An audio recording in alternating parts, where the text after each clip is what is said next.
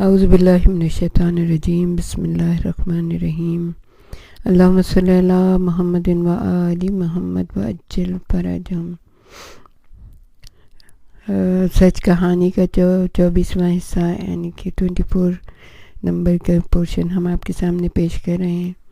جب امام عالی مقام ولید کے بلاوے کے اوپر قصر ہمارا پہنچے تھے، سب لوگ آپ کے ساتھ تھے، جتنے تاجوات تھے، جن کے رہبر رہنما جو تھے وہ حضرت عباس ابن علی تھے، مگر میرے مولا نے سب کو دارالعمارہ کے باہر روک دیا اور کہا کہ میں اکیلا جاؤں گا۔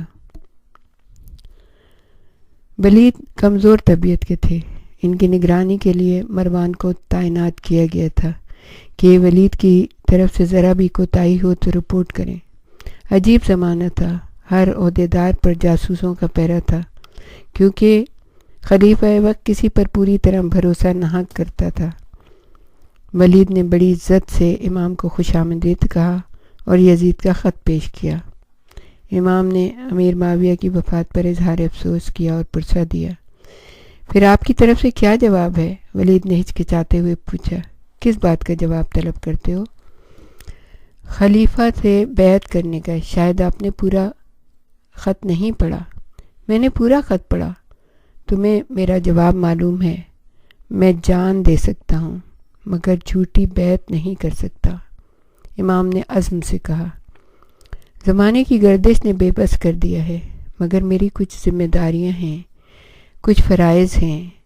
عوام مجھ پر بھروسہ کرتے ہیں، میری رائے کی قدر کرتے ہیں۔ میں یزید کو خلافت کا اہل نہیں سمجھتا۔ جس شخص کی بدکرداریوں کے چرچے عام ہیں، دنیا اس سے نالا ہے، میں اسے اپنا آقا کیسے مان سکتا ہوں؟ بیعت کے لیے یقین اور بھروسے کی ضرورت ہوتی ہے۔ مجھے یزید پر بھروسہ نہیں۔ سوچ لیجئے، ولید نے آہستہ سے کہا۔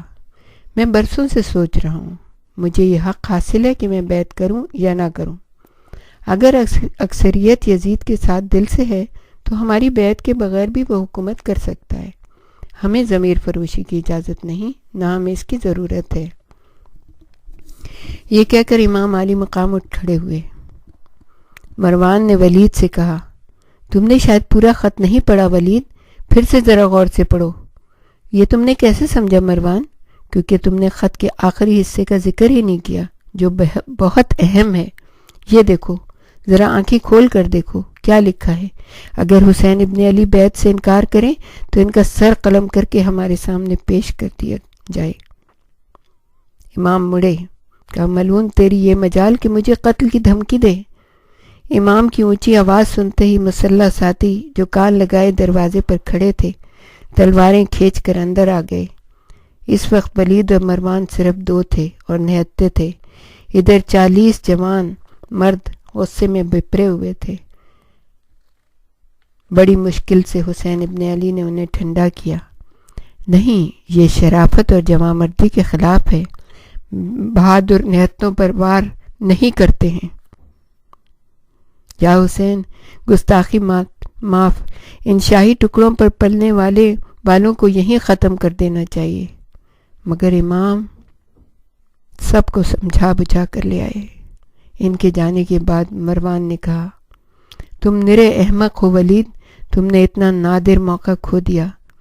حسین ابن علی بڑی آسانی سے قتل کیے جا سکتے تھے، وہ اور ان کے ساتھی بھی۔ بس تمہارے حکم کی دیر تھی، سب کا صفایا ہو جاتا، قصہ یہیں پر ختم ہو جاتا۔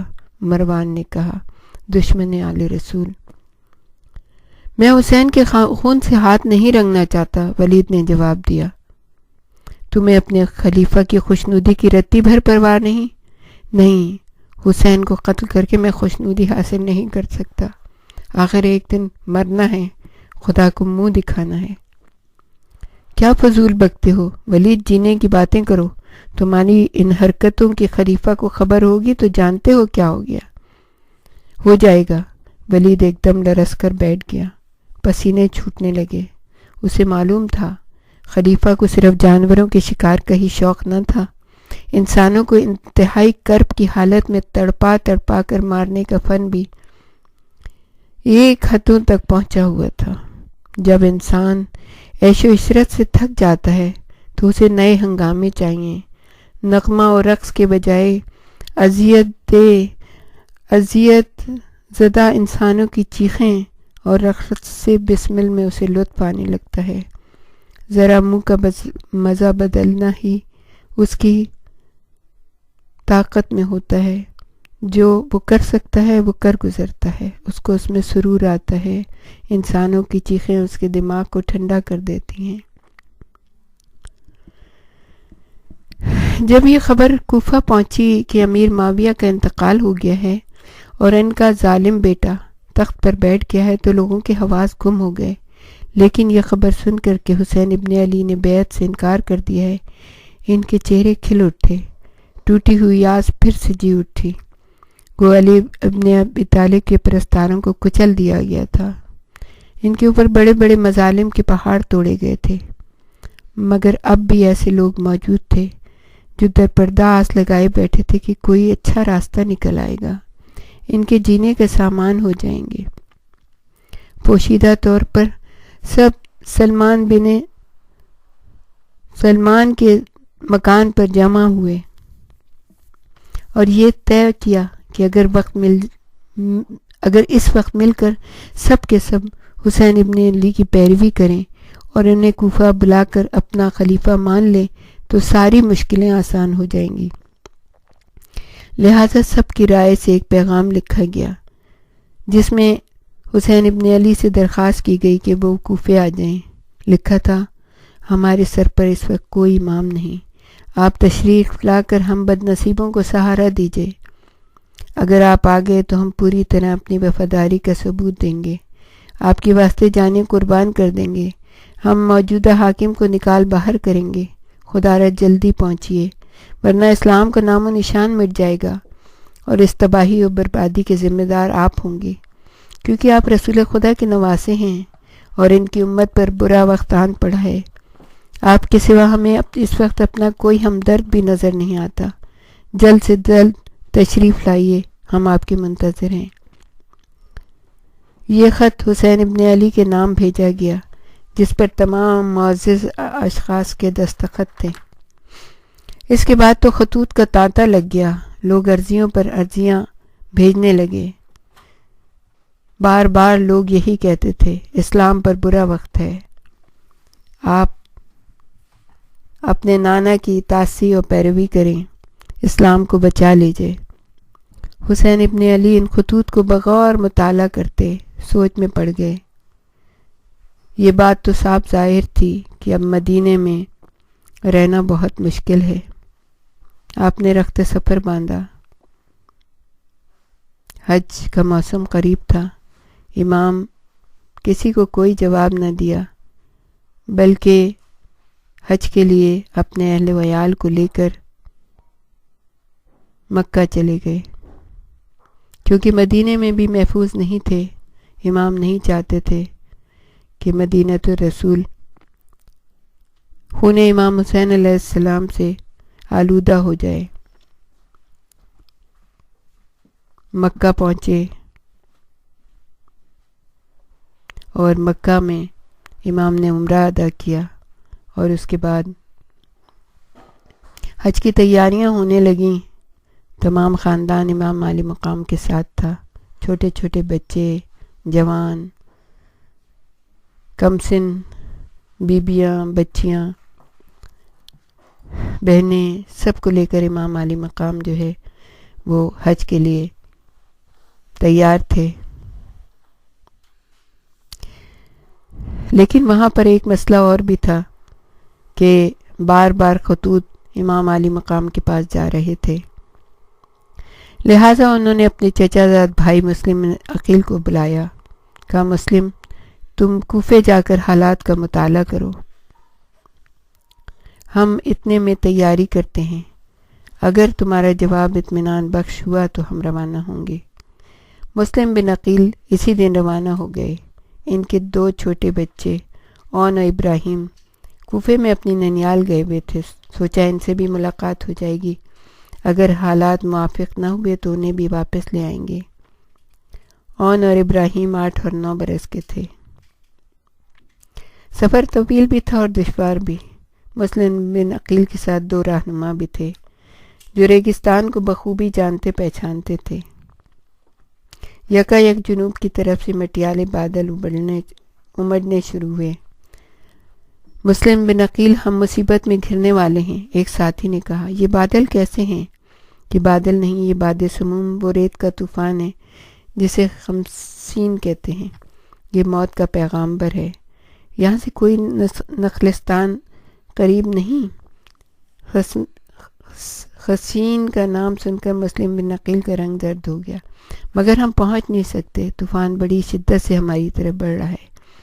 آدھے گھنٹے میں ہم گر جائیں گے اور ختم ہو جائیں گے۔ اب کیا کرنا چاہیے؟ کچھ نہیں، صرف اتنا کر سکتے ہیں کہ تیزی سے طوفان کی طرف بڑھیں اور اس کو پار کرنے کی کوشش کریں۔ ہم اس سے بھاگ کر نہیں جا سکتے، وہ ہمیں جا لے گا اور چشم صدن میں دبوچ لے گا۔ لیکن طوفان کی طرف بڑھنا بھی تو موت کے منہ میں جانا ہے، بس یہی ایک طریقہ ہے۔ اکثر لوگ اس سے بچ جاتے ہیں، شاید ہم میں سے کوئی بچ جائے۔ ہم طوفان کو چیرتے ہوئے گزر جائیں گے، اس کے پار سکون ہوگا۔ تینوں نے اونٹ تیزی سے امڑتے ہوئے طوفان کی طرف بڑھا دیے۔ طوفان سے ٹکرا کر وہ پاش پاش ہو گئے۔ پسی ہوئی آگ کے تھپیڑوں نے انہیں پٹکنا شروع کر دیا۔ اونٹ بے قابو ہو گئے۔ ریت کے بھاری بھاری تودے روئی کے گالوں کی طرح اڑنے لگے۔ جہاں اونچے ٹیلے تھے وہاں گڈھے اور غار بن گئے، جہاں نشیب تھا وہاں اونچے پہاڑ بن گئے۔ انہوں نے دونوں ہاتھوں سے آنکھیں بجائیں۔ چاروں طرف اندھیرا تھا، اماموں کے ڈھاٹے سے کوئی بچاؤ نہ مل سکا۔ ریت منہ، ناک اور کانوں میں بھر گئی۔ حلق چٹکنے لگا، پھیپھڑے پھٹنے لگے۔ جب انہیں ہوش آیا تو ریت میں آدھے دفن تھے۔ طوفان آگے نکل چکا تھا۔ چاروں طرف قبر کا سناٹا تھا۔ چاند کی دھندلی روشنی میں انہوں نے دیکھا ان کے چاروں طرف کچھ لوگ بیٹھے ہوئے ہیں، کچھ کھڑے ہیں۔ یہ وہ کہاں آ گئے؟ مسلم نے بمشکل ریت سے اپنی جان چھڑائی۔ یہ دیکھ کر ان کے رونگٹے کھڑے ہو گئے کہ ان کے گرد جو لوگ تھے وہ صرف ڈھانچے رہ گئے تھے۔ پچھلے طوفان میں جو لوگ دب کر مر چکے تھے، ریت ہٹ جانے سے وہ ظاہر ہو گئے۔ وہ ویسے ہی بیٹھے، لیٹے اور کھڑے تھے جیسے ریت نے انہیں برسوں پہلے دفن کیا تھا۔ ان کے دوست اور اونٹ غائب تھے۔ پانی کی چھاگلیں منو ریت کے نیچے دب چکی تھیں۔ مسلم بن عقیل نے بمشکل اپنے آپ کو گھسیٹتے ہوئے ان ڈھانچوں کی محفل سے نکلنے کی کوشش کی اور پھر نکل بھی گئے۔ ایک طرف چلنا شروع کر دیا۔ وہ نہ جانے کتنی دیر گرتے پڑتے آگے بڑھتے رہے۔ انہیں زندگی بڑی پیاری تھی کیونکہ وہ حسین کے قاصد تھے۔ انہیں جواب کا انتظار ہوگا۔ حسین ابن علی کے خیال سے ان کے مردہ جسم میں جان آ گئی۔ وہ گرتے پڑتے آگے بڑھتے رہے۔ ہونٹ پھٹ کر حسین کے قاصد کا خون ان کے چہرے پہ آ گیا تھا، ان کے سینے تک آ رہا تھا۔ زبان سوکھے چمڑے کی طرح منہ میں بے جان اور کھردری ہو رہی تھی، مگر انہیں موت سے لڑنا تھا۔ وہ حسین کے قاصد تھے، مگر ابھی وہ مر نہیں سکتے تھے۔ بے ہوش ہو جاتے، پھر رات کی اوس انہیں ہوش میں لے آتی اور آگے رینگتے رہتے۔ ایسا لگتا تھا جیسے صدیاں بیت گئیں، نہ جانے کتنے پہر رات آ گئی۔ رات بھر انہیں انسانوں اور اونٹوں کے ڈھانچے ملے راستے میں۔